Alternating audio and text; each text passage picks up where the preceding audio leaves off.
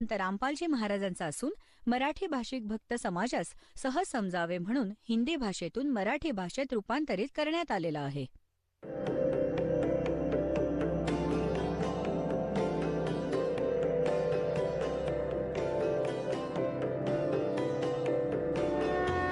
और ज्ञान सब ज्ञान डी कबीर ज्ञान सो ज्ञान और जैसे घोड़ा तोब का करता चले मैदान. जगद्गुरु तत्वदर्शी संत रामपालजी महाराजांचे अमृत वचन सर्व पवित्र धर्मांच्या व पवित्र शास्त्रांच्या आधारावर. सतगुरुदेव की जय. बंदी छोड़ कबीर परमेश्वर जी की जय.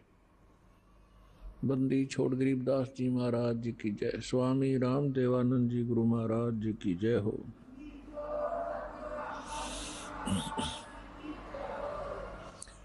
गरीब नमो नमो सतपुरुष को नमस्कार गुरु की नहीं. सुर नर मुनि जन साधुआ संतों सर्वस्ती नहीं. सतगुरु साहेब संत सब डंडो तुम प्रणाम. आगे पीछे मध हुए तिनको जा कुर्बान.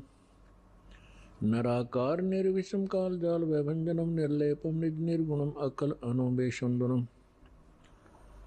सोहम सुरति समापतम सकल समाना निर्तलय. उज्ज्वल हिरंबर हरदमम बेपरवा अथाह वार पार निमज्जतम. ग्रीव जो सुमर सिद्ध होई गणनायक गलताना. करो अनुग्रह सोई पारस पद परवाना.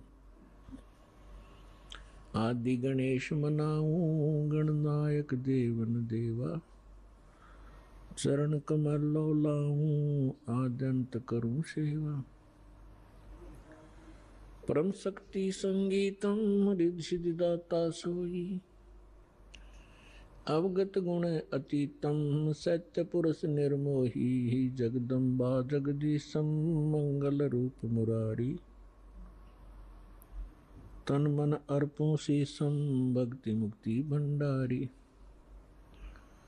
सुर नर मुनि जन ध्यावे ब्रह्मा विष्णु महेशा. शेष सहस मुख गावे पूजे आदि गणेशा. इंद्र कुबेर सरीखा वरुण धर्म राय ध्यावे. समरथ जीवन जी का मन इच्छा फल पावे. 33 कोटि अधारा ध्यावे सहस 88. उतरे बहुजल पारा कट है यम की फांसी. 33 कोटि अधारा ध्यावे सहस 88. उतरे बहुजल पारा कट है यम की फांसी. कर जोरूं विनती करूं धरूं चरण पर शीश. गुरु जी राम देवानंद जी महाराज ने दियो नाम बख्शीश. कोटि कोटि सिजदा करूं कोटि कोटि प्रणाम. चरण कमल में राखियो मैं बंदी जाम गुलाम. कुता हूँ गुरुदेव का रामपाल दास का नाम. गले प्रेम की जेवड़ी जाखें चोवा जाऊं मैं. तो करो तो बावड़ू दूर दूर करो तो जाऊं. ज्यों राखो त्यों ही रहूं जो देवो सो खाऊं. जय इब के सतगुरु मिले सब दुख आँखों रो.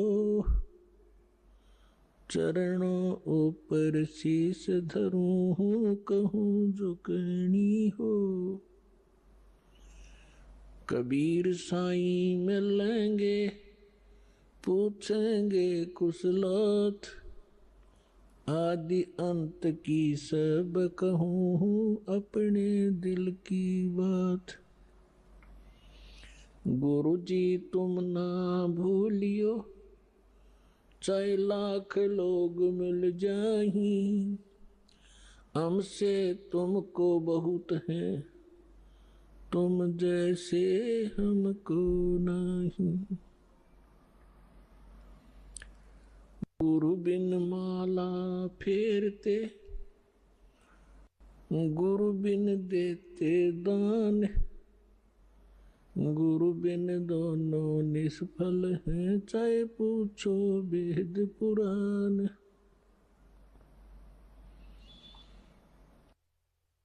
परमपिता परमात्मा पूर्ण ब्रह्म, साऱ्या सृष्टीचे रचनाहार, साऱ्या सृष्टीचे मालक, कुळ धनिक कुळाचे मालक कबीर परमेश्वरजींच्या असीम कृपेने तुम्ही सर्व पुण्यात्मा परमेश्वराचा महिमा ऐकण्यासाठी उपस्थित झाले आहात। तुमचे सौभाग्य आहे, तुम्हाला अशा वेळी मानव शरीर प्राप्त आहे आणि त्याही पेक्षा चांगले तुमचे नशीब आहे की तुम्हाला हे तत्वज्ञान आणि यथार्थ भक्ती विधी प्राप्त होत आहे। तर तुमच्या नशिबाचा, तुमच्या शुभ संस्कारांचा काही अंदाज नाही लावता येऊ शकत। न जाणो तुम्ही कोणकोणत्या जन्मात तुम्ही हे पुण्य संग्रहित केले आहे। लखबर सूरा जूद ही लखबर सांवत दे, लखबर यति जहान में तब सतगुरु शरणाले। तर तुम्ही असे महान आत्मे कोणत्या ना कोणत्या युगात राहिले आहात। तुम्ही परमात्म्यासाठी मोठे मोठे त्याग केले आहेत, तुम्ही राज्यही त्यागले आहे, तुम्ही खूप मोठी बलिदाने दिली आहेत। तेव्हा आज तुम्हाला हा शुभकाळ प्राप्त झाला आहे। धन्य आहेत तुमचे मातापिता ज्यांच्यापासून जन्म झाला। परमपिता परमात्म्याच्या असीम कृपेने तुम्ही इथे पोचले आहात। तुम्हाला जेवढे हे अध्यात्म ज्ञान प्राप्त होत जाईल तेवढेच तुम्हाला सरप्राईज होत राहील, आश्चर्य वाटेल की खरंच सहज भगवान मिळाले, सहज ते ज्ञान मिळाले जे ऋषी महर्षीही नाही प्राप्त करू शकले। ब्रह्मा विष्णू महेशाला देखील ते ज्ञान प्राप्त नाही झाले जे आज तुम्हाला भगवानांनी प्राप्त करून दिले आणि सहजच करून दिले। आता जर कमी राहिली तर तुमची राहील। तर याबद्दल परमात्मा म्हणतात स्वतःच कि समझा है तो सिर दर पाओ और बहोर नीरे ऐसा दाओ।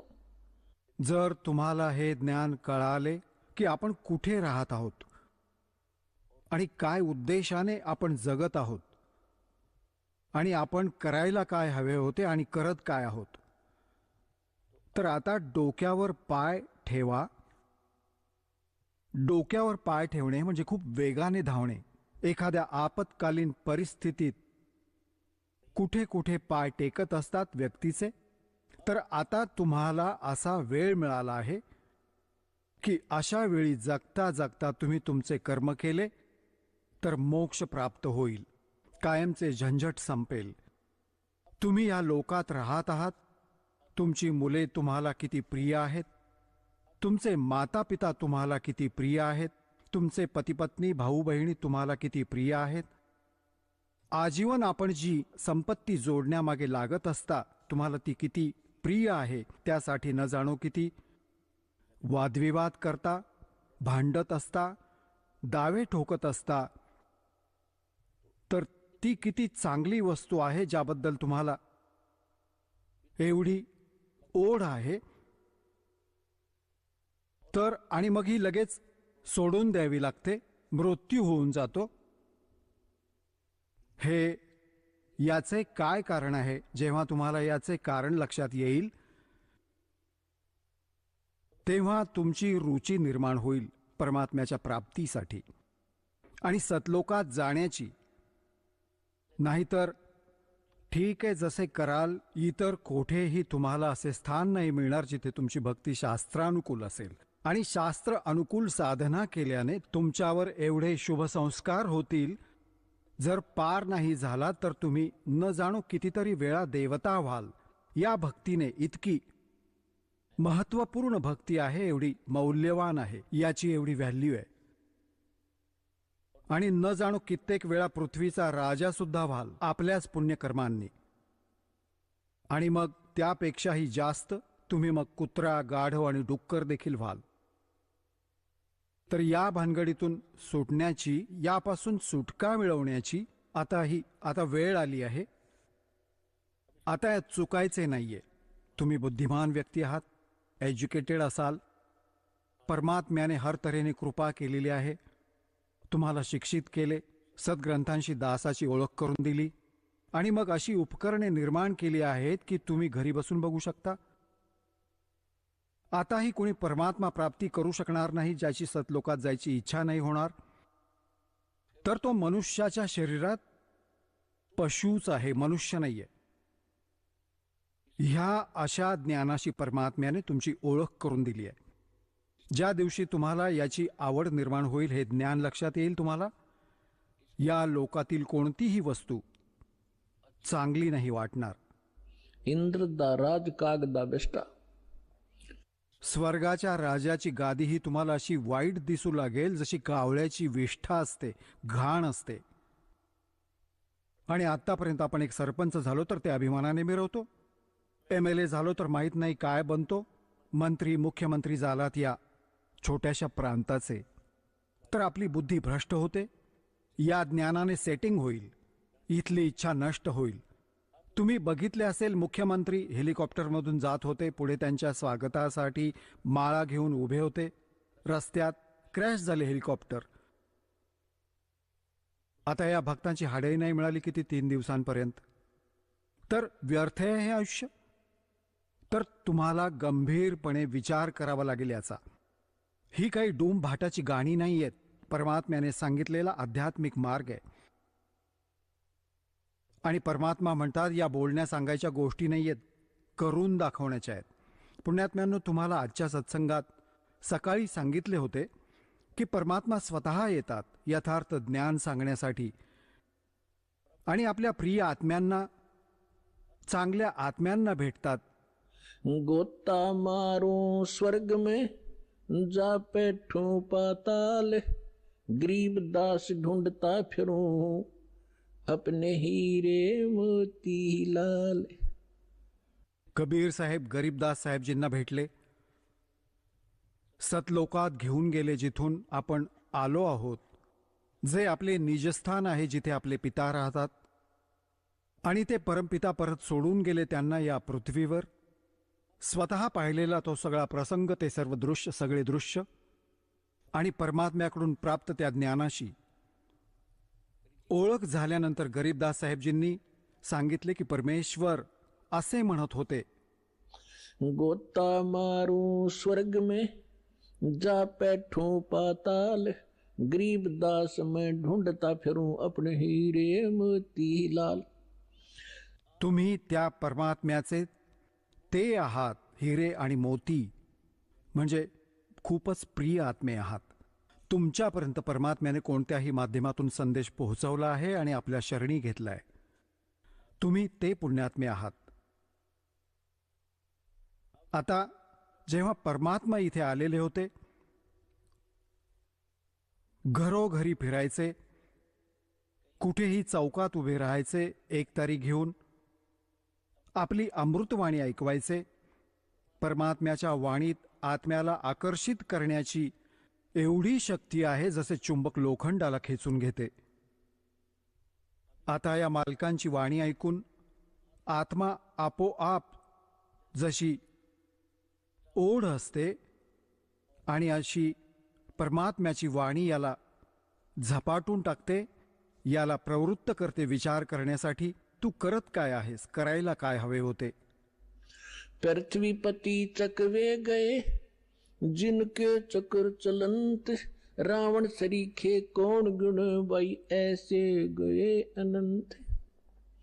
सर्व सोने की लंका थी वो रावण से रणधीरम, एक पलक में राज विराजी, जम के पड़े जंजीरम। सुखदेव ने 84 भुगती, बना पजावे खरवो। तेरी क्या बुनियाद प्राणी, तू पेंडा पंथ पकड़वो। आए हैं सो जाएंगे ये राजा रंग फकीर, एक सिंहासन चढ़ चले एक बंधे जात जंजीरे। कबीर हरि के नाम बिना ये राजा रसब हो, माटी लदे कुमार के वही घास न डाले कोय। पुण्यात्म्यांनो, ही भगवानांनी सांगितलेली वाणी दास म्हणत आहे, जी परमेश्वर स्वतः येऊन सांगतात. जसे गीता अध्याय नंबर 4 श्लोक नंबर 32 मध्ये तुम्हाला प्रमाण दाखवले होते की गीता ज्ञानदाता म्हणतो की तो परमात्मा स्वतः येऊन आपल्या मुखकमलातून जे ज्ञान देतात ते तत्वज्ञान आहे. आणि त्या ज्ञानामध्ये ती विशेष माहिती आहे आध्यात्मिक यज्ञांची, यज्ञ म्हणजे धार्मिक अनुष्ठानांची, आणि त्याला तत्वदर्शी संतच सांगू शकतात त्या परमात्म्याच्या त्या तत्वज्ञानाला. तर ही ती तत्वज्ञानाची वाणी आहे जी भगवानांनी सांगून ठेवली आहे. आता आपण हे समजू की आपण वेळीच आता मनुष्य जीवनासारख्याच सुविधा प्राप्त होतात. कुत्र्याच्या आयुष्यात कुत्र्यासारखीच सेटिंग होईल. तर आता आपण हे विसरून जातो की वेळच्या वेळी जेवण मिळते, पाहिजे तेव्हा चहा घेतला, पाहिजे तेव्हा दूध प्यायले, भूक लागली की जेवून घेत असतो. आणि जेव्हा हे शरीर साथ सोडेल, कारण की हे मिळाले याचसाठी होते, या अशा सुविधा, ही अशी बुद्धी दिली होती की तुम्ही यात परमात्मा प्राप्तीचा प्रयत्न कराल.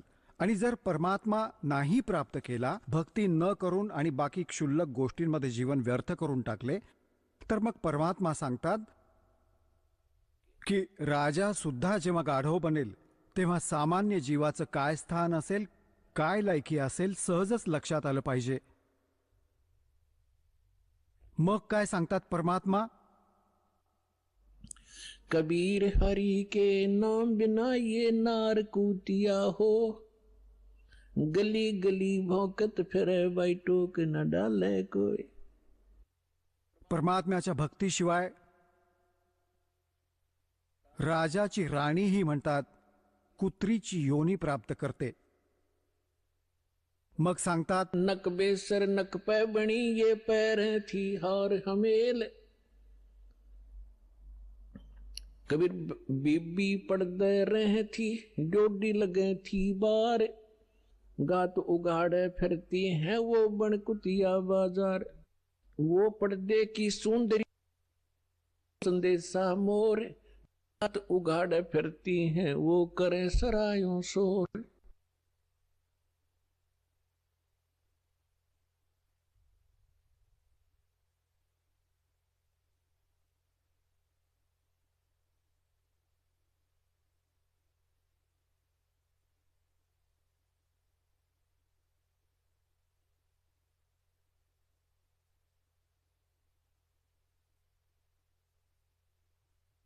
मोठ्या मोठ्या घरच्या लेकी सुना पडद्यामध्ये राहत असत. राजाच्या राण्या पडद्या आड राहत असत. यांच्या पुढे पहारे लागलेले असायचे, कोणतीही गैर व्यक्ती तिथे फिरकू नये म्हणून. आणि त्यात ते आपली इज्जत समजत असत. आता परमात्मा म्हणतात बीबी पड़दे रह थी और डोडी लगे थी बार. बाहेर म्हणजे दाराच्या पुढे चौकी पहारेकरी उभे राहत असत. और गात उगाड़े फिरती हैं वो बनकुतिया बाजार. वो पर्दे की सुंदरी और सुनो संदेशा मोर. अब गात उगाड़े फिरती हैं वो करें सरायों शोर. नकबे सर नकबे बनी वो पैर थी हार हमेल, और सुंदरी से कुतिया बनी. कसे स्वरूप बिघडले और सुन साहेब के खेत. आता पुण्यात्म्यांनो, या गोष्टी काही बोलण्या ऐकण्यापर्यंत मर्यादित ठेवायच्या नाहीयेत. या आपल्या हृदयात कोरायच्या आहेत आणि यावर खूप विचार करायचा आहे की परमात्म्याने हे शब्द का उच्चारलेत. विचार करण्यासारखा विषय आहे की ज्या मोठ्या घरच्या लेकी सुना त्यांना घरातून बाहेर जायला अलाउड नव्हते. त्यांच्या अब्रूचा नाश व्हायचा. आणि ज्या कारणाने त्या सत्संग आणि संतांच्या या विचारापासून वंचित राहिल्या, जेव्हा त्या राण्या होत्या, सुंदर दागिने घालत असत, आभूषणे घालत असत, काजू खिसमिस आणि बदामयुक्त हलवे आणि खीर खात असत, कारण की त्यांच्या पूर्वजन्मीची कमाई शुभसंस्कार त्यांच्या सोबत होते. भविष्यात कोणता चार्जर लावला नाही, भविष्यात कोणी संत त्यांना भेटला नाही, भक्ती करण्याची, ज्ञान ऐकण्याची कोणती संधी न मिळाल्याने त्यांनी मनुष्य जीवन वाया घालवले. काजू किसमिस बदामाचे हलवे खीर खात असत आणि उष्टे टाकत असत, ते त्यांच्या दासी खात असत. एका परमात्म्याची भक्ती न केल्याने पुढच्या जन्मी ती कुत्रीच्या योनीत जाते. आणि कुत्रीच्या आयुष्याशी तुम्ही खूप परिचित आहात. तरीही परमात्म्याने पुढे सांगितलंय की तीच राणी जी पडद्यामागे राहायची, ज्यांची अब्रू नाश व्हायची सत्संगाला गेल्यामुळे, आता ती अब्रू कुत्री बनून फिरत आहे, निर्वस्त्र फिरत आहे. तर परमात्मा म्हणतात, कुलकर्णी के कारण जो जीव गया बिगो, हिने हिचा बट्ट्याबोळ केला या लोकलज्जेमुळे. और जब यो कुल के कर लेगा, जब तू चार पाया का हो, गाढव होऊन कुत्री होऊन फिरशील, तेव्हा तुला हा परिवार तुला काय. तर यासाठी परमात्मा हे असे असे घाव घालायचे, झोपलेल्या आत्म्यांना जागे करायचे, जागोजागी उभे राहून. आणि आत्मा एवढा अचेतन करून ठेवला या काळाने. आधी तर ज्ञानहीन केले आणि मग मोह ममतेमध्ये अडकवून ठेवले. हा तुझा मुलगा, ही तुझी मुलगी, ही तुझी कार, हा तुझा बंगला. आणि काम करता करता भक्ती करावी लागेल. आता तर सगळे हेच म्हणतात की सवड नाही, वेळ नाहीये माझ्याकडे. कोणी तर अशी धारणा केली आहे की भक्ती तर म्हातारपणी करायची असते. तरुण मुलांचे, तरुण मुलींचे काय कारण सत्संगाला जाण्याचे? नशीब फुटलं आमचं. म्हातारपणी भक्ती होईल. ते म्हातारपण विचारा त्या म्हाताऱ्यांना. कुठे दातच काढायचेत, कुठे डोळेच तपासायचेत, कुठे पोटऱ्या दुखत आहेत, कधी बीपी हाय, कधी लो, कधी शुगर वाढली. म्हातारपण म्हणजे हा दुर्गतीचाच काळ आहे. जर आधीपासूनच भक्ती सुरू केली तर म्हातारपण आपले रोगविरहित, परमात्म्याची शक्ती बरोबर असेल तेव्हा ते नीट राहील. आता परमात्म्याच्या भक्तीचा आधार बघा तर जसे प्रल्हाद होते, 10 वर्षांचे होते आणि 10व्या वर्षी भक्ती करू लागले होते. ध्रुव 5 वर्षांचेच होते आणि परमात्म्याच्या या तत्वज्ञानामध्ये सूक्ष्म वेदात सांगितलंय की 3 वर्षांच्या बालकाला परमात्म्याचा मंत्र प्रथम मिळायला हवा. हे वेद प्रमाणित करतात. 3 वर्षाच्या वयात 3 वर्ष जो परमसंत असेल तो 3 वर्ष वयाच्या मुलांनाच उपदेश देण्यास प्रारंभ करेल. आणि जर आपण ही वाट बघत बसलो की म्हातारे झाल्यावर, वृद्ध झाल्यावर भक्ती करू, मुलांना यापासून दूर ठेवले आणि 20व्या वर्षीच मृत्यू झाला, प्रारब्ध तेवढेच असेल, तर मग काय करणार? तर लहानपणापासूनच मालकांचा आधार मिळाला तर आपले एजही एक्सटेंड होईल, आयुष्यही वाढेल, साथ देतील भगवान, पापापासून वाचाल, भक्ती संग्रह होईल, 100 आपली संकटे टळतील. तर इथे परमात्मा सांगू इच्छितात की अजूनपर्यंत आपल्याला तत्वज्ञान न मिळाल्याने आपण लोकवेद, दंतकथा आणि आपल्यानुसारच आपण सारे ज्ञान विचार व्यक्त करत होतो, जे व्यर्थ होते. तर परमात्म्याने जागोजागी जाऊन हे ज्ञान दिले. 64 लाख परमेश्वरांचे शिष्य झाले होते. 64 लाख. आज तर पुण्यात्म्यांनो टीव्हीवर एक चॅनेल चालतं, प्रोग्रॅम चालू असेल तर करोडो व्यक्ती घर बसल्या बघू शकतात. करोडो टीव्ही लावून दिले दात्याने. प्रथम परमेश्वराने स्वतःच्या आध्यात्मिक पॉवरचा उपयोग केला. आज तो नाही होऊ शकत, कारण परमात्मा हरेक काम एका गुप्ततेच्या पद्धतीने करतात. जर परमात्म्यांनी आज त्या लीला केल्या आज तर सर्वांकडे मोबाईल आहेत. एका सेकंदात सांगितले की गुरुजी तिथे होते, गुरुजींनी तिथे सत्संग केला, तिथे भेटले. तर एक लोक त्याकडे वेगळ्या दृष्टीने बघतात की हे तर जादूगार आहेत आणि मग परमात्म्याला ग्रहण नाही करणार. तर आज परमात्म्याने वैज्ञानिक पद्धतीने हे आपले ज्ञान आपल्या लेकरांपर्यंत पोहोचवले आहे. आता परमात्मा घरोघरी जात असत, सत्संग करत असत आणि परमेश्वराला शरण गेल्याने ते दुःखी प्राणी सुखी व्हायचे. एक ब्राह्मण परिवार होता. त्याची 2 मुले 2 मुली होत्या आणि 4ही मुले मनोरुग्ण, पत्नीलाही प्रेतबाधा आणि त्यांच्या उपचारासाठी खूप पैसा खर्च झाला आणि कंगाल झाला, निर्धन झाला. सगळे सोयरेही नातेवाईक पण त्यांचा तिरस्कार करू लागले आणि त्यांनी एक रामानंद नावाचे स्वामी रामानंदजी, काशीचे एक प्रसिद्ध संत होते, त्यांच्याकडूनही दीक्षा घेतली आणि त्यांच्याकडूनही ट्रीटमेंट म्हणजे समाधानाची अपेक्षा केली. त्याचवेळी परमेश्वर आलेले होते, एक शिशुरूप धारण करून प्रकट झाले होते. काशी शहरातील लहरतारा नावाच्या एका सरोवरात कमळाच्या फुलावर आपल्या सतलोकातून येऊन बालक रूप धारण केले होते. नीरू आणि नीमा नावाचे जे निपुत्रिक पती पत्नी होते ते परमात्म्याला घरी घेऊन गेले बरोबर. तिथे त्यांचे संगोपन कुमारी गायीच्या दुधाने झाले होते.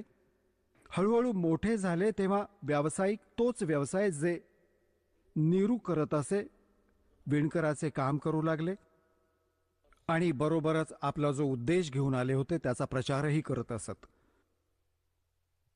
त्याच काळात परमात्म्याने एक लीला केली होती, ती वेगळी गोष्ट आहे, परत कधीतरी सांगू. आता एवढेच सांगतो की स्वामी रामानंदजी आणि परमेश्वर कबीरजींचे बोलणे चालू होते.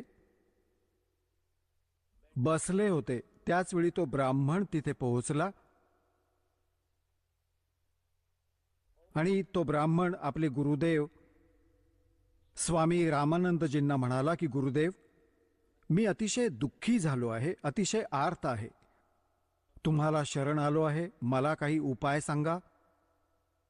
तर रामानंदजींनी त्याला बरेच सारे जंतरमंतर आणि बरेचसे अजूनही दानधर्माचे उपाय सांगितले होते. त्यानेही त्याला काही उपयोग झाला नाही. तर पुण्यात्म्यांनो, तुम्ही जो कोणी दुःखी प्राणी असतो तो परमात्म्याची मदत घेण्यासाठी संतांकडे जात असतो किंवा त्याला जे कोणी सांगते की तिथे उतारा देतात किंवा कोणी मांत्रिक बसला आहे तिथेही जातात. तर जेवढेही संत आहेत ते आधी आपली क्रिया सांगतात की तुम्ही असे करा, या मंत्राचा जप करा, हे असे दान करा. त्यानेही काही लाभ नाही होत. तर सगळे शेवटी हेच म्हणतात की तुमच्या प्रारब्धात लिखित आहे, अर्थात तुमच्या नशिबात लिहिले आहे, हे तुम्हाला भोगावेच लागेल. मग उदाहरण देतात की जसे भगवान श्री रामाने बालीला मारले होते, जो सुग्रीवाचा भाऊ होता, वृक्षाच्या आडून, आणि त्याची ही भरपाई भगवानाला द्यावी लागली श्रीकृष्ण रूपात. एका शिकाऱ्याने त्यांच्या पायात बाण मारला, विषारी, आणि तेव्हा श्रीकृष्णजींचा मृत्यू झाला. आणि तो मारणारा कोण होता? तो शिकारी, तो बालीचा आत्मा होता आणि श्रीकृष्ण रामाचा आत्मा. तर अशा प्रकारचे उदाहरण देऊन रामानंदजींनी त्या ब्राह्मणाला सांगितले की बाबा, हे तुझ्या प्रारब्धात लिहिलेले आहे, ते कोणत्याही प्रकारे बदलू नाही शकत. मला जे विधी माहीत होते ते मी सर्व सांगितले. त्याच वेळी परमेश्वर म्हणाले, स्वामीजी, तुम्ही मोठे विद्वान आहात, वेद देखील जाणता. काय वेदातही असे नाही लिहिलेले की परमात्मा जीवाच्या सर्व पापांचा नाश करू शकतो, म्हणजे पापामुळेच दुःख आहे का? पाप जे प्रारब्धात लिहिले गेले आहे, नशिबात लिहिले गेले आहे, तर त्याला प्रारब्धाचे कष्ट म्हणतात, संकट म्हणतात, आणि ते भोगावेच लागते, भोगल्यानेच संपते. तर परमेश्वराने प्रश्न केला की स्वामीजी, तुम्ही काय वेदातही असेच लिहिलंय? स्वामीजींनी झटकन सांगितले की हो, असेच लिहिलंय. कोणत्याही वेदात असे प्रमाण नाही की सगळे असेच लिहिलंय की आपली कर्मे भोगावीच लागतील. तर परमेश्वर म्हणाले की यजुर्वेद अध्याय नंबर 8च्या श्लोक नंबर 13 मध्ये बघा स्वामीजी. आता त्यांना तर तोंडपाठच होते. आता पुण्यात्म्यांनो, इथे वीज कोसळलीये. सद्ग्रंथांना तोंडपाठ करून ठेवले होते या ब्राह्मण लोकांनी, आणि यांना कखही माहिती नव्हते की हे सांगत काय आहेत. रामानंदजींचे डोकेच फिरले की एका विणकराचा मुलगा, धाणकाचा पुत्र, कधी याने वेद पाहिलेही नाहीयेत, आणि आज याने मंत्र सांगितला. 104 वर्षांचे, त्यामध्ये परमात्म्याचा आणि त्यांच्या जीवनात लीलामय जीवन जे परमात्मा शरीरात दाखवत होते. 99 वर्षांचे अंतर होते, 99 वर्षांनी मोठे होते परमात्म्यांपेक्षा, आणि संपूर्ण जीवनही त्यांनी वेद आणि गीता पुराणांच्या अध्ययनात व्यतीत केले होते.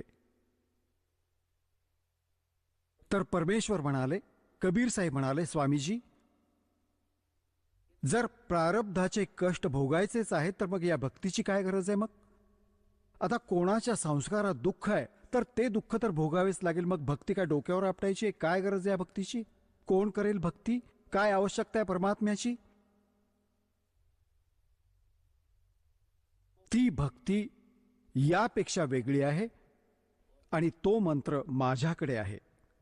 आता पुण्यात्म्यांनो, जो दुःखी माणूस आहे त्याला तर संकेत पाहिजे. त्याने लगेच विचारले की तुम्ही कोण आहात भाऊ? हे भगतजी, तुम्ही कुठे राहता? आता त्यांनी लाल कपडे परिधान केलेत, संपूर्ण आयुष्य संस्कृत बोलले, त्यांना तर महाराज समजत आहेत, आणि परमात्मा बसलेत एका सामान्य वेशभूषेत. त्याने विचारले, भगतजी कुठे राहता तुम्ही? तुमचा काय पत्ता आहे? परमात्म्याने सांगितले की बाबा, मी धाणक आहे, विणकर आहे, आणि निरूचा मुलगा आहे. अशी अशी माझी झोपडी आहे, तिथे राहतो. आता परमात्म्याने हे सांगणे यासाठी अनिवार्य मानले कारण ज्याला भगवान हवा असेल तो येईल, आणि जर ब्राह्मणपणामध्ये असेल त्यावेळी स्पृश्य अस्पृश्यता खूप होती, तर आपला बाबा निघून जाईल. तर परमात्म्याकडे तर तो गेला सायंकाळी लगोलग की महाराज मी खूप दुःखी आहे.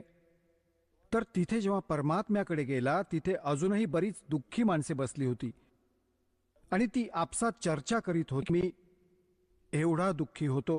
परमात्म्याकडून नाम घेतले, अरे भगवान आलेत, हे परमात्मा आहेत, तुम्ही त्यांना विणकर नका समजू, ते धाणक नाहीयेत. आता ज्यांच्याकडून दुःख कटत असतील त्यांना कसं म्हणेल हा तर साधा माणूस आहे. तर ती व्यक्ती ती पोचली तिथे. ब्राह्मण जेव्हा तिथे बाजून भक्त बसलेले सांगत होते, भगवान आले जेव्हा सत्संगाचे आयोजन केले होते त्यांच्यासोबत दुसरे बाजूला बाहेर मैदानात, तर त्या ब्राह्मणाचे मनोबल वाढले. आता जेव्हा हे भक्त म्हणत आहेत म्हणजे काहीतरी मार्ग सापडेल. तर परमात्म्याच्या केवळ आशीर्वादाने परमात्मा म्हणाले, बाबा तुझ्या सर्व मुलांना घेऊन ये. त्याने सर्व दुःख सांगितले, त्यांना दीक्षा देवव. तर त्याने विचार केला की आधी माझ्या मुलांना घेऊन जातो, कारण इज्जत आणि बेइज्जत आमच्या सोबत चालली आहे. घरी संकटांचा कहर आहे. दोन्ही मुलांना घेऊन आला. परमात्म्याने दीक्षा दिली, बाळा भक्ती करशील ना तेव्हा गोष्टी बनतील. केवळ आशीर्वादानेही सुख दिले असते, परंतु त्याने फक्त एकच दुःख टळेल, पुढे आयुष्यात न जाणो किती दुःखे आहेत तुमची. परमात्म्याने नाम दिले. दोन्ही मुले अशी बरी झाली जणू दुःख कधी नव्हतेच. स्वतःची स्वतः उठून गेली. ज्यांना कसे बसे उचलून आणले होते तर त्यांना एकदम आनंदाचे उधाण आले. मग आपल्या मुलींना, पत्नीला, सर्वांना देववले नाम. परमात्म्याच्या आशीर्वादाने सर्व नीट झाले, स्वस्थ झाले काहीच दिवसात. आणि मग घरातले कामही त्याचे खूप चांगले चालू लागले. आता तो ज्या कोणाला भेटत असे त्याला सांगत असे की भगवान आलेत, चला तिकडे परमात्मा आहेत विणकरांच्या कॉलनीत, भगवान अवतरले आहेत, पण त्याचं कोण ऐकणार ब्राह्मण? तर पुण्यात्म्यांनो, एकेकाळी एक सर्वानंद नावाचे ब्राह्मण होते आणि त्यांनी 4ही वेद, 18 पुराणे, गीता हे सर्व कंठस्थ केले होते आणि त्यांनी आपल्या काळच्या सगळ्या ब्राह्मणांना, सर्व विद्वानांना शास्त्रार्थात पराजित केले होते. तर त्याच्या मनात अशी कल्पना आली की माझे नाव सर्वानंदाऐवजी सर्वजीत ठेवेन, माझ्या आईला सांगतो. त्याने सर्वांना हरवले म्हणून तो असा विचार करत होता. दुसरीकडे काय झाले की त्याची आई, जी सर्वानंदची आई होती, तिचे नाव शारदा होते, ब्राह्मणी, आणि ती देखील अशीच स्वतःच्या प्रारब्धाचे कर्म भोगत होती. आता ब्राह्मण असल्यामुळे आणि आता तिचा मुलगा, तिचा पुत्र विद्वान, ज्याने सर्व विद्वानांना पराजित केलं, आपल्या पुत्राकडून देखील सगळे मंत्रतंत्र, जे काही गायत्री मंत्र वगैरे अनुष्ठाने सांगितली मुलाने, ती देखील केली. अजूनही ज्यानेही जो कोणी महापुरुष संत तपस्वी सांगत असे तिथेही जायची, परंतु तिला कोणताच आराम नाही पडला. खूपच तीव्र बेचैनी असायची, ना भूक लागायची, अंथरूण धरले होते, अस्थिपंजर उरलेले दिसत होते. तिथे होती एक परमात्म्याची शिष्या, एक भगिनी ब्राह्मणी. एक बहीण गेली, ब्राह्मणी नाही, तशी एक बहीण गेली कोणत्या कामाने, अन्य जातीची, शर्वण जातीची. तर तिने विचारले की शारदा बरी आहेस? तिने अंथरुणावर पडल्या पडल्या पाहिले आणि म्हणाली, बाई कुठे बरी आहे? शेवटचे श्वास मोजते, खूप त्रासात आहे, बऱ्याच वर्षांपासून असाध्य रोगाने ग्रासलेली आहे. ती परमात्म्याची शिष्या मुलगी म्हणू लागली की ताई कुठे दाखवले नाही का तुम्ही? अगं सगळे डॉक्टर झाले, वैद्यांकडून चेक करून घेतले आणि कोणतेही साधू संत आसपासचे नाही सोडले. सर्वांनी सांगितले की तुझ्या प्रारब्धाचे भोग आहेत, तुला भोगावेच लागतील. ती बहीण म्हणाली की जर तुम्ही वाईट वाटून घेणार नसाल तर मी सांगू, एक महापुरुष आले आहेत. ती म्हणू लागली, सांग कोण आहेत? की माझ्या गुरुजींकडून दीक्षा घे. मी सुद्धा आधी खूप त्रस्त होते, तुमच्यापेक्षाही खूप वाईट हाल होते माझे. फक्त माझेच नाही, माझ्या मुलांचेही हेच हाल होते. माझे पतीही त्रस्त होते, प्रेतबाधा होती आणि मला असाध्य रोग होता. त्या गुरुजींकडून दीक्षा घेताच आणि आम्ही पूर्ण बरे झालो. 2 वर्ष झाली आम्ही आमचे आयुष्य जगत आहोत. आता शांत झोपतो, वेळेत उठतो. तर उठून बसली शारदा की बाबा आज काही आशेचा किरण दिसत आहे. तर तिने विचारले की कोण आहेत तुमचे गुरुजी, मलाही सांग. तर त्या बहिणीने सांगितले की कबीर नाव आहे त्यांचे आणि विणकर कॉलनीत राहतात. म्हणू लागली ती तर की विणकर धानक आहेत ते? तर म्हणाली हो धानक आहेत. परत पडली जशीच्या तशी खाटेवर. म्हणाली नाही, आम्ही ब्राह्मण आहोत आणि ते एक धानक, अब्रूचा नाश होईल, मी नाम नाही घेणार. तर त्या बहिणीने खूप समजावले की बघा मी ज्ञान ऐकले त्या परमेश्वराचे. आज तुम्ही ब्राह्मणी आहात आणि मृत्यूनंतर तुम्ही इतर जातीतही जन्म घेऊ शकता. तुम्ही पशुयोनीतही जाल, तेव्हा कुठे जाईल ही जात तुमची? तर म्हणू लागली की ताई तुम्ही जा, बस फालतू गोष्टी नका करू, यापेक्षा मला मरण आले तरी बरे होईल. तर पुण्यात्म्यांनो, परमात्मा म्हणतात राज तजना सहज है, सहज तरिया का ने, और मान बढ़ाई ईर्षा ये दुर्लभ तजनाई. ती निघून गेली. काही दिवसांनी तो ब्राह्मण जो परमात्म्याला शरण येऊन बरा झाला होता. पुण्यात्म्यांनो, तुम्ही तर बालक आहात, दास त्या भगवानाशी परिचित आहे. तुमच्यासाठी जो परमात्मा भटकत आहे ना, तुम्ही तर एका अबोध बालकाप्रमाणे वारा वाहील तशी पाठ फिरवता आणि ते पिता माता पिता मागे मागे पळत राहतात. खड्ड्यात पडेल हा, उचलावे पळत जाऊन बाळाला. आज तुम्ही एवढे लहान आहात. या भगवानाच्या मार्गात आणि या आपल्या अध्यात्माच्या मार्गात कबीर साहेब म्हणतात, मैं रोवे तू सृष्टि को और या सृष्टि रोवे मोहे. गरीबदासजी म्हणत आहेत, परमात्म्याशी परिचित ज्ञानाच्या आधारे भगवानांची वाणी सांगत आहेत.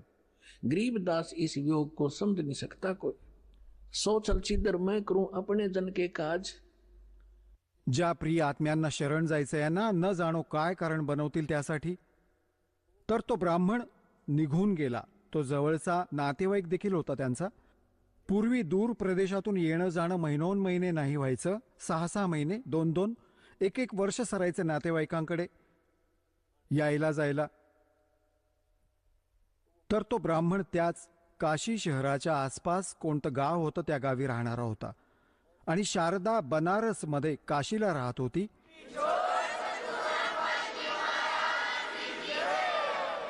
चला आता आपण त्या श्रद्धाळूंचे अनुभव जाणून घेऊयात, ज्यांनी जगद्गुरू तत्वदर्शी संत रामपालजी महाराजांकडून दीक्षा प्राप्त केलेली आहे, तसेच त्यांच्याद्वारा सांगितलेल्या भक्ती मार्गावर चालत आहेत. नमस्कार. सतसाहेब. आपलं नाव? वैशाली महादेव माने. आपण कुठून आलात? राहणार सिद्धेवाडी, तालुका मोहोळ, जिल्हा सोलापूर, महाराष्ट्र. आपला व्यवसाय काय आहे? मी गृहिणी आहे आणि घरची शेती आहे, शेतात काम करत. संत रामपालजी महाराजांची गुरुदीक्षा आपण कधी घेतली? संत रामपालजी महाराजांची गुरुदीक्षा 24/5/2015 मध्ये घेतली. संत रामपालजी महाराजांची गुरुदीक्षा घेण्या अगोदर आपण व आपला परिवार कोणती भक्ती साधना करत होतात? संत रामपालजी महाराजांची दीक्षा घेण्या अगोदर आम्ही पारंपरिक देवी देवतांची, कुलदैवत, ग्रामदैवत, तसेच दत्त, शंकर, दुर्गादेवी, नवरात्र वगैरे सगळ्या देवी देवतांची भक्ती करत होतो. जसं मी लहानपणापासून मला पूर्ण परमात्मा म्हणजे कोण आहे या म्हणजे देवी देवतांची भक्ती करते. लहानपणापासून मला इतकी आवड होती देवांची की लहानपणापासून वाटायचं की प्रत्येक ग्रंथ वाचते, काय करते, त्यावेळेस वाटायचं की पूर्ण गुरुच्या शरणात जावं, म्हणजे पूर्ण गुरु कोण आहे, कोणता गुरु करावा, अशी एक ही व्हायची. मी जसं दासबोध ग्रंथाचं पारायण करायचे, शिवलीलामृतचं पारायण करायचे, देवीपुराण, शिवपुराण हे ग्रंथ वाचायचे, भगवद्गीता वाचायचे, पण त्याचा अर्थ काही कळतच नव्हता. मग मी परत नंतरनं लग्न झाल्यानंतर मला इतका त्रास व्हायला लागला. लग्न अगोदर मला 1 रुपयाची गोळी पण नव्हती. लग्न झाल्यानंतर मला त्रास व्हायला लागला. मग ग्रामदैवत आमचं, त्या देवाकडे गेलं तर तिथं पण काही फरक पडेना. मग नंतर आम्ही क्षेत्र नारायणपूरला, तिथं दत्ताच्या तिथं जात होतो. तिथं पायी चालत वाऱ्या केल्या. तिथं असं दर गुरुवारी, दर पौर्णिमेला भक्ती करायचो. तिथं पण काही फरक पडेना. मग संत निरंकारीमध्ये गेलो, तिथं पण काही फरक पडेना. 2 वर्ष निरंकारीची पण भक्ती केली. तिथं एक तू ही निरंकार मैतेरी शरणा मैनो भक्षलो असा मंत्र जाप दिला होता. तो बी रात्रंदिवस तना मना धनापासून जिथं सत्संग असेल तिथं जायचो आणि तिथं जाऊन आम्ही भक्ती करायचो, सत्संग करायचो, तरी पण तिथं काही फरक पडेना. मला बाहेरची 3 तापाचं कष्ट असं म्हणतात, प्रेत बाधा वगैरेचा त्रास होत होता. आणि मग दत्त महाराजांच्या तिथं पण नारायणपूरला गेलो, चालत पायीवारी केली. चतुर्थी, पौर्णिमा, सोमवार, गुरुवार असे जे जे देवी देवतांची भक्ती येईल ती मी सगळं व्रत वैकल्य करायचे. तरी पण मला तिथं मनाची शांती होत नव्हती की मला म्हणजे अजून कुठेतरी काहीतरी चुकतंय. लहानपणापासून वाटायचं की मी असं तीन वेळे जर असं जेवण करतो आपण, 3 वेळा रोज हे करतो, तसं 3 वेळेची उपासना करावी, साधना करावी आणि आपल्या जीवनाचं सार्थक कसं व्हावं. भक्तीत पण मला 3 वेळा असं नित्यनेमाने जे काय करेल ते असं करावं वाटायचं. पण ते जिथं जाईल तिथं माझी काही मनोकामना पूर्ण होत नव्हती. जसं आपण सांगत आहात की अगदी लहानपणापासूनच आपल्याला परमेश्वर प्राप्तीची ध्यास होते, त्याचप्रमाणे परमेश्वर कसा असतो, कुठे मिळेल याबद्दल आपल्याला चिंता असायची. त्या अनुषंगाने आपण जी महाराष्ट्रामध्ये भक्ती साधना आहे, मंदिरात जाणे, व्रतवैकल्य करणे, त्याचप्रमाणे जे आपले गुरु आहेत, जी संत मंडळी आहेत, त्यांच्याकडनं सुद्धा आपण अनुग्रह घेतला होता. तर मला असं विचारायचं आहे की संत रामपालजी महाराज यांच्याबद्दलचं माहिती किंवा त्यांचं ज्ञान काय आहे हे आपल्याला कसं कळालं आणि आपण त्यांच्या शरणात कसे आलात? मी एकदा म्हणजे माझ्या मावशीच्या गावाला गेले होते. तिथं मग मला पुस्तक वाचायचा भरपूर छंद होता. मी पारायण वगैरे करायचे आणि मग तो भाऊ हे होता म्हणजे त्याला पुस्तक मिळालेलं होतं. त्यांनी कचऱ्यात टाकून दिलेलं होतं. ह्या पुस्तकात वेगळंच आहे, काहीतरी आहे. मग मी वहिनींना म्हणले की मला एक पुस्तक द्या. मग कोणतं वाचायला तर वहिनी म्हणल्या ह्याच्यात तर वेगळंच आहे, असं करायचं तसं करायचं. मग मी त्यांच्याकडून ते आज जाणून बुजून घेतलं की वेगळं ज्ञान आहे म्हणल्यानंतर काहीतरी मला ह्यात सापडेल. म्हणून ते पुस्तक घेतलं मी आणि ते पुस्तक हळूहळू वाचता वाचता मला त्या पुस्तकाची गोडी लागली आणि त्याच्यातला अर्थ समजू लागला. मग मी 4 वेद, देवीपुराण, शिवपुराण, भगवद्गीता सगळे ग्रंथ आले. अगोदर तर हे बाकीचे ग्रंथ वाचलेलेच होते, पण ते ग्रंथ आणून त्या शब्दाला शब्द, ओवीला ओवी मिळवून 5 वर्ष मी त्याचा पूर्ण अभ्यास केला. संत रामपालजी महाराजांचं मिळालेलं ते पुस्तक, त्या पुस्तकाचं नाव होतं भक्ती सौदागरा संदेश. आणि ते पुस्तक घेऊन त्याचे पूर्ण सगळं विश्लेषण केलं. ते माझ्या तोंडी पाठ झालेलं होतं आणि मग नंतर हळूहळू मला काही त्रास व्हायचा, काही कमी येईना आणि मग मी ते पुस्तक वाचत वाचत माझ्याकडे वेळ पण भरपूर होता आणि ते पुस्तक वाचून मी पूर्ण त्याचा अभ्यास केला आणि पुन्हा संत रामपालजी महाराजांच्या शरणात आलो. जसं आपण सांगत आहात की संत रामपालजी महाराजांचं जे पुस्तक आहे हे पुस्तक आपण आपल्या भावाकडनं घेतलं आणि त्यातलं जे ज्ञान आहे ते ज्ञान आपण आपले जे हिंदू धर्माचे सद्ग्रंथ आहेत त्याच्याशी मिळवून बघितलं आणि जेव्हा आपल्याला जाणवलं की ही जी भक्तिविधी संत रामपालजी महाराज सांगतात हीच शास्त्रानुसार आहे आणि हीच खरी भक्तिविधी आहेत हे आपल्याला जेव्हा भासलं, त्यानंतर आपण संत रामपालजी महाराजांच्या शरणात आलात. तर मला असं विचारायचं आहे की जेव्हा आपण संत रामपालजी महाराजांची भक्तिविधी स्वीकारली, त्यांनी जे आपल्याला गुरुमंत्र दिले त्याचा आपण जेव्हा जप केला आणि जी भक्ती साधना त्यांनी दिली, त्या भक्ती साधनेमुळे आपल्याला व आपल्या परिवाराला काय काय लाभ प्राप्त झालेत? मला सद्गुरू संत रामपालजी महाराजांच्या शरणामध्ये आल्यावर त्यांची गुरुदीक्षा घेतल्यानंतर भरपूर लाभ झाले. काय सांगू तुम्हाला सर, परमात्मा म्हणतात की जो मेरी शरण है ताका हूँ मैं दास, गेलं गेलं लाग्या फिरो जब तक धरती आकाश. त्यांनी कचऱ्यात फेकून दिलेलं पुस्तक मला मिळालं आणि मी त्याचा अध्यात्मावर विश्लेषण केलं आणि संत रामपालजी महाराजांकडून दीक्षा घेतली. आणि परमात्मा म्हणतात की 7 समंदर की मशी करू लेखनी करू बन रहा है, धरती का कागज करू पर गुरु बन लिखा न जाए. इतकं मला अनुभव दिला आणि लाभ दिलेत परमात्माने की त्याचं विश्लेषण करताना थकून जाईल. परमात्माचे इतकं लाभ दिलेत. मला इतका त्रास होत होता लग्न झाल्यापासून. मला म्हणजे बाहेरची पित्रबाधा होती, इतका त्रास होत होता की असं कुठल्याही देवी देवतांना जायचो आम्ही. इतका म्हणजे असे गडगड लोळायचे. मला इतकं मंदिर पुरत नव्हतं दत्तांचं. कुठं जाईल तिथं मला काहीच कळत नव्हतं. की परत नंतर दुसरे सांगायचे मला की बाबा तुला असा असा त्रास होत होता. ज्यावेळेस मी संध्याकाळी बेशुद्ध पडायचे त्रासात आणि सकाळी उठल्यानंतर जोपर्यंत मी शुद्धीवर येत नाही तोपर्यंत मला कळतच नव्हतं की मी काय करते, कुठं जाते, कसं आहे, काहीच कळत नव्हतं. म्हणजे इतका त्रास व्हायचा की मुलांना तर त्या वेडात इतकं मारायचे की बास. म्हणजे आमच्या घराची बी परिस्थिती इतकी बिकट होती. आम्ही 5 वर्ष घर सोडून गेलो होतो. पूर्ण परिवार, शेती, जागा सगळं सोडून पूर्ण परिवार आम्ही दुसऱ्या गावाला जाऊन राहिलो होतो. तिथं गेल्यानंतर 5 वर्ष असंच काढले, इकडं जा तिकडं जा करत करत. कुठल्या ह्या देवाला सांगितलं, सगळं जिथं जाईल तर त्यांनी हात वर केले की माझ्या या वाक्याच्या बाहेरची गोष्ट आहे ना, आता तुझ्या नशिबात एवढंच आहे. आणि असं करता करता मला थायरॉइड, BP, शुगर असे काही एक रोग उद्भवले आणि मग नंतर माझी परिस्थिती आणखीच बिकट झाली. रोज दवाखान्यात नेणं, रोज वगैरे सगळं चालू झालं. एक मुलगा दवाखान्यातून आणला की दुसरा आजारी पडायचा, त्याला आणलं की तिसरं पडायचं, कधी मी पडायचे. माझ्या मिस्टर असेच हे करायचे. मग माझ्या मिस्टरांना असं एक बाजू गेलेली होती, अशी पूर्ण बाजू गेलेली होती. हात पूर्ण असं त्यांना एक पाण्याला बादली सुद्धा उचलत नव्हती, इतकं त्रास व्हायचा आणि ते चिडचिड करायचे. संत रामपालजी महाराजांच्या शरणात आल्यापासून त्यांचं ते पूर्ण दुखणं दवाखान्यात न जाताच पूर्ण बंद झालं. हा मला लाभ मिळाला. दवाखान्यात गेलं की सगळे म्हणायचे की डॉक्टर म्हणायचे ह्यांची दाढ काढावी लागेल, ह्यांना त्रास होतोय वगैरे. 4 दाढा काढल्या पण त्यांचं दुखणं काही थांबलं नव्हतं.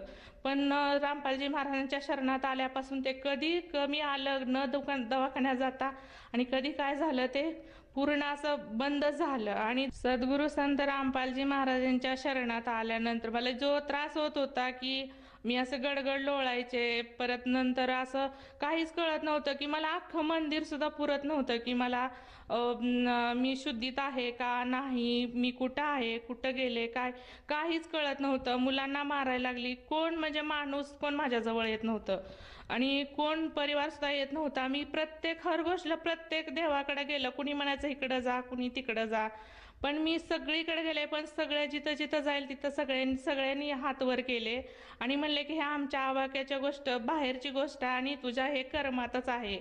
आणि मग कर्म काटत नाही देव तर इतका वैतागायचा ना, कर्म काटत नाही तर देव कसला.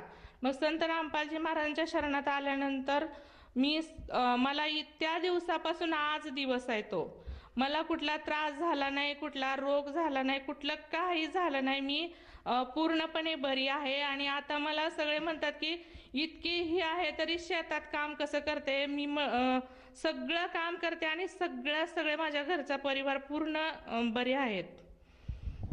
या व्यतिरिक्त आपल्याला आणखीन काही लाभ प्राप्त झालेत का? हो, मला आणखी खूप लाभ झालेत. आध्यात्मिक लाभ झाला की मला पूर्ण गुरुची एक ओढ होती की आपण काहीतरी करावं. आणि म्हणजे आपण कसं रोज हे करतो तसं रोज कर्म करतो तसं भक्तीत पण करावं वाटायचं. आणि पूर्ण गुरु कोण, कुठल्या गुरुच्या शरणात जावं हा प्रश्न पडत होता. ते पण माझं निरसन झालं. मी वेद ग्रंथ पुराण सगळं वाचल्यानंतर माझ्या सगळ्या प्रश्नांची उत्तर मला मिळाली आणि मी पूर्ण संताच्या शरणात येऊन माझं आत्मकल्याण करून घेतलं. तिसरा लाभ म्हणजे माझ्या वडिलांनी पण नामदीक्षा घेतली होती आणि त्यांना एकदा हे झालं की त्यांच्या पेशी कमी झाल्या आणि त्यांचं शरीर सगळं सुजलं आणि डॉक्टरांनी त्यांचे डोळे बाहेर पडले. डॉक्टरांनी सांगितलं की ह्यांना सोलापूरला न्यावं लागेल आणि माझ्याकडून काय ह्यांचं ही ट्रीटमेंट होत नाही आणि माझ्या आवाक्याच्या बाहेरची गोष्ट आहे, ही लय जड गोष्ट आहे. आणि मग माझे मिस्टर म्हणाले की डॉक्टर काही करा आणि हिथंच त्यांचा विलाज करा.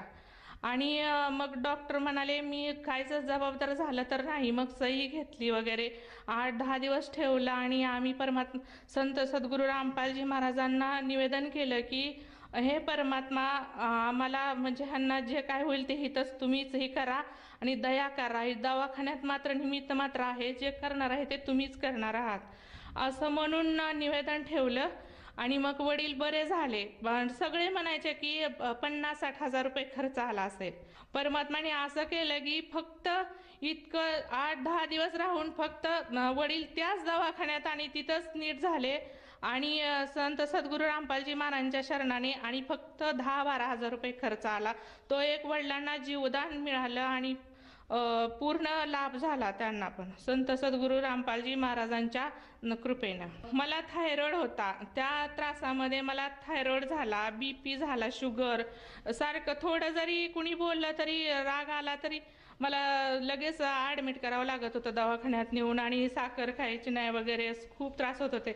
मग एकदा थायरॉइडने इतका त्रास व्हायचा की मला काहीच कळत नव्हतं. मग मी सद्गुरू संत रामपालजी महाराजांना निवेदन केले की हे परमात्मा सगळ्याचे इतके दुःख दूर करता तुम्ही, माझं पण हे दुःख तुम्ही दूर करा आणि जे काय आहे मी इथून पुढे दवाखान्यात जाणार नाही, जे काय आहे तुम्हीच पूर्ण करू शकता. आणि असं म्हणून सद्गुरू संत रामपालजी महाराजांना निवेदन केलं आणि माझा थायरॉइड, BP, शुगर सगळे रिपोर्ट नॉर्मल आले. आणि पुढचा एक आध्यात्मिक लाभ म्हणजे माझी मुलं सगळी आजारी पडत होती सगळ्यांना. आणि मग आम्ही बाहेरच्या गावी राहायला गेलो होतो 5 वर्ष. तिथून परमात्माने आम्हाला गावी आणलं. गावी आणल्यानंतर तिथं आमची सगळी व्यवस्था करून आम्हाला पाण्याची गरज पडली का पाण्याची गरज भासली.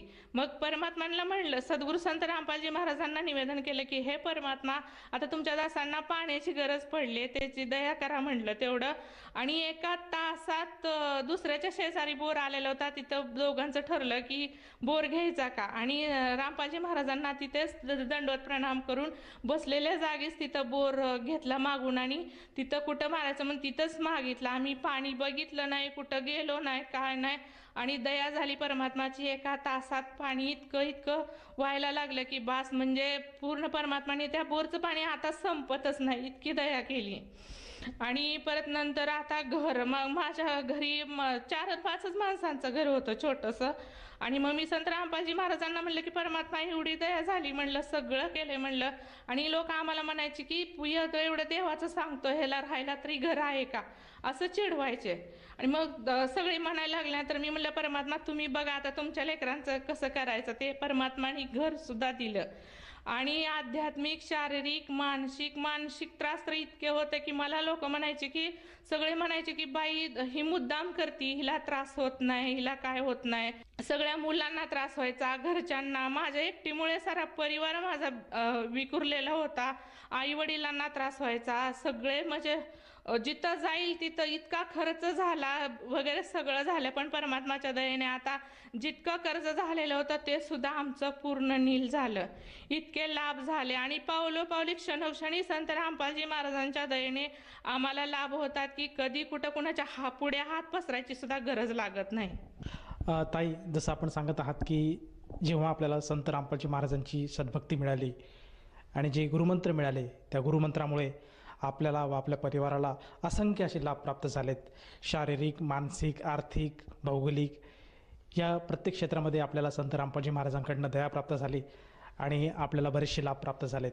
तर ह्या अनुषंगाने आपण आपल्या ज्या मैत्रिणी आहेत किंवा जे आपले आप्तेष्ट आहेत, नातलग आहेत, आणि जो श्रोता समाज, जो भक्त समाज, श्रद्धाळू वर्ग आज आपल्याला टीव्हीवर बघत आहेत, त्यांना आपण काय संदेश द्याल? मी संदेश तर देऊ शकत नाही, संदेश तर पूर्ण परमात्मा संत रामपालजी महाराज देऊ शकतील. पण मी एक सगळ्यांना हात जोडून नम्रतेची विनंती करून प्रार्थना करते की सगळ्यांनी आपल्या वेदग्रंथात बघा, आपला पूर्ण परमात्मा कोण आहे सगळं हे करून आपण आपले दुःख निवारण्यासाठी तर विश्लेषण करून संत रामपालजी महाराज टीव्ही मध्ये बोट ठेवून वेदग्रंथातलं सगळं सांगतात. आपण भक्ती कशी करतोय, काय करतोय, कुठे करतोय, हे आपल्याला प्रत्येक जणाला प्रश्न पडलेले असतात. ते प्रश्न निवारण करण्यासाठी सगळ्यांनी एकदा सत्संग बघून संत रामपालजी महाराजांच्या शरणात यावे, हीच माझी नम्रतेची विनंती आहे.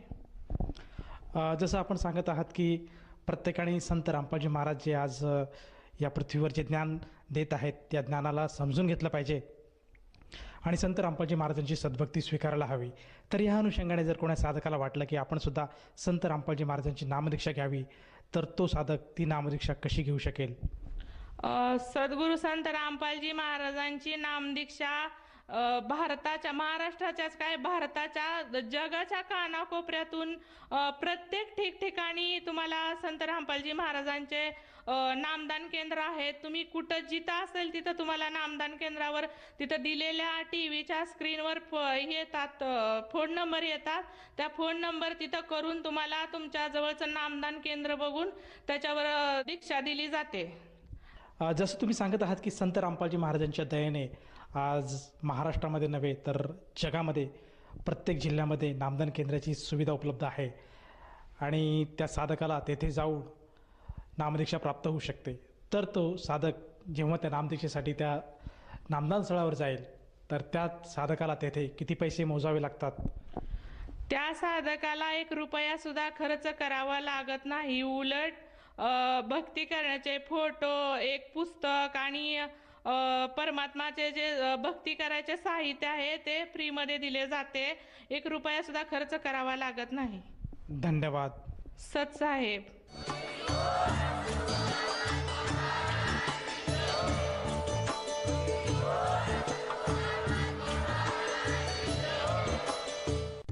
आपण ऐकत होता जगद्गुरु तत्वदर्शी संत रामपालजी महाराजांचे मंगल प्रवचन. निःशुल्क नामदीक्षा प्राप्त करण्यासाठी आणि अधिक माहितीसाठी संपर्क करा 7030303951 7030303952. आमची वेबसाईट आहे www.jagadgururampalji.org.